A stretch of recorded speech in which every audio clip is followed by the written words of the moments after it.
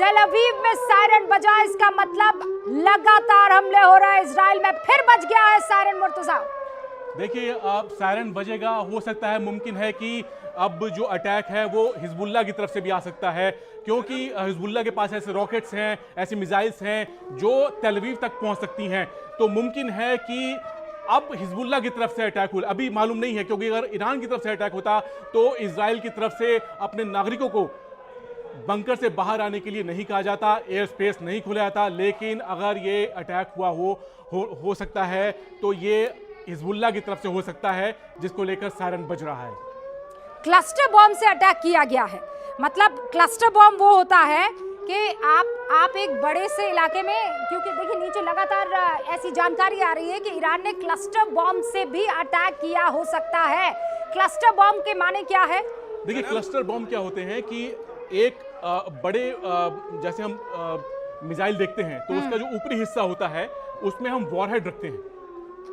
वो मिसाइल का जो तिकोना हिस्सा ऊपर होता है उसमें हम वॉरहेड रखते हैं, और उन वॉरहेड्स में कई तरह के बॉम्ब्स हो सकते हैं जो एक निश्चित ऊंचाई पे आकर वो फट जाते हैं। तो इससे, ताकि वो नुकसान जो हो मैक्सिमम हो, ज़्यादा कैजुअलिटी हो या ज़्यादा तबाही हो, इस तरह के जो क्लस्टर बॉम्ब जो हैं वो हवाई जहाज से दागे जाते हैं, मतलब कि गिराए जाते हैं। और मिसाइल्स में भी इस तरह के क्लस्टर्स का या बॉम्ब्स का इस्तेमाल किया जाता है, जो जिसमें छर्रे होते हैं या और दूसरी चीज़, वो एक निश्चित ऊंचाई पर आकर वो फट जाता है, ताकि उनकी बारिश हो, बहुत तेज़ी से वो अपने टारगेट दबड़े और उनको ख़त्म कर दें। इस वक्त जो ईरान जो है वो अपनी जो एयर डिफेंस जो है उस पर उसका काफ़ी जोर होगा, क्योंकि उसे मालूम है कि अगले दिन यानी कि सुबह अमेरिका या फिर इजराइल की तरफ से जवाब आएगा। अभी तक ईरान ने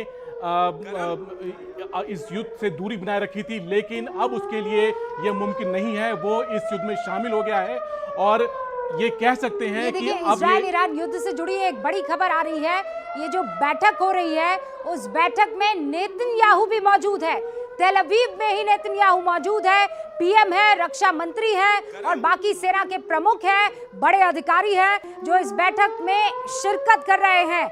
हम इंतजार कर रहे हैं कि ये बैठक खत्म हो और उसके बाद क्या आगे का कोर्स ऑफ एक्शन इजराइल की तरफ से होगा, क्योंकि इजराइल ने कहा है कि शुरू उन्होंने किया है, खत्म हम करेंगे। सेना प्रमुख को बैठक में बुलाया गया है, रक्षा मंत्री वहां पर मौजूद है और साथ में इजराइल के प्रधानमंत्री नेतन्याहू तेल अवीव में मौजूद है। वहां बंकर में ही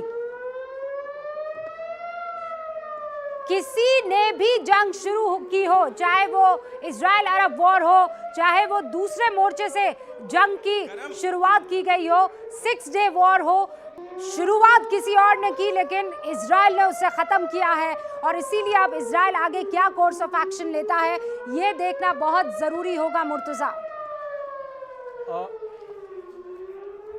देखिए, अब ईरान से जो मिसाइल दागी गई हैं वो हम देख सकते हैं कि देखिए यहाँ से वो 1800 किलोमीटर का जो फासला है तय करके इजराइल पहुंची हैं।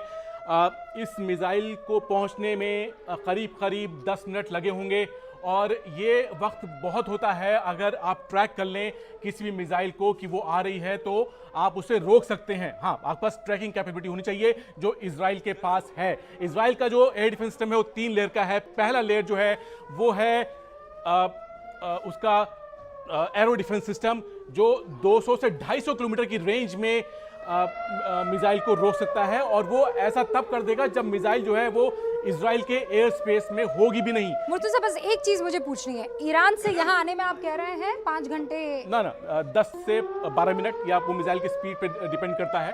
वो 12 मिनट 10 मिनट इतना लेगी। 10 मिनट? हाँ। 5 घंटे पहले जब ये अटैक हुआ पहला, 5 घंटे पहले अमेरिका ने इजराइल को सूचित कर दिया था। तो आई एम श्योर कि इनको इस बात का एहसास होगा।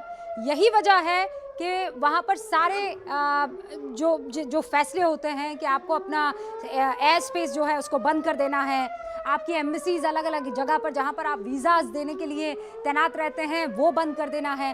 तो ये जानकारी कहीं ना कहीं इजराइल को होगी कि ईरान ने अगर कहा है तो वो उसकी तैयारी करके बैठा होगा। ये हानिया के मरने के बाद से इजराइल तैयार है, इसमें कोई शक नहीं है। और अगर इसमें कैजुअलिटी कम से कम हुई है तो ये इजराइल का बहुत अच्छा प्रदर्शन कहा जाएगा, मैं अगर एक वॉर के हिसाब से कहूँ, क्योंकि 1500 मिसाइल अगर दागी जाएं तो उनको रोकना और अपने नागरिकों को बचाना ये बड़ी बात है। इजराइल इसके लिए हमेशा तैयार रहा है। लेकिन जैसे मैंने कहा कि उसका पहला जो लेयर जो है जो एयर डिफेंस सिस्टम का, वो इजराइल के एयर स्पेस में कोई भी मिसाइल या ड्रोन आने से पहले उसे खत्म कर सकता है। इसके बाद डेविड स्लिंग है जो 150 किलोमीटर की रेंज जिसकी है, और इसके बाद आयरन डोम है। मान लीजिए कि एरो और डेविड स्लिंग से भी मिसाइल या कोई ड्रोन मिस हो ये जाता तो है। बड़ी खबर आ रही है।